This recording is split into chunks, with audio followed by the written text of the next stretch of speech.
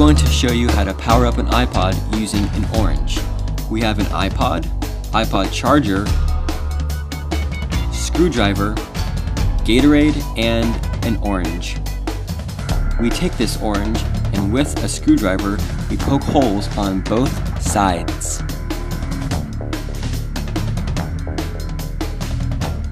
Make sure to poke thoroughly. As you can see, we have 2 holes on each side of the orange.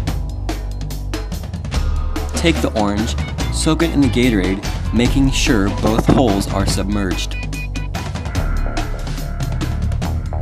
Now, dry it off with a rag.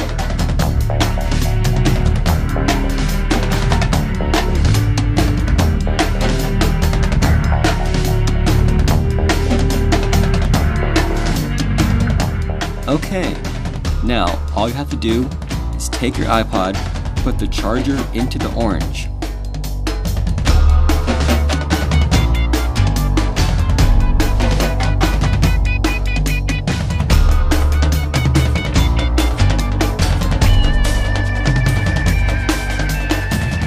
Voila!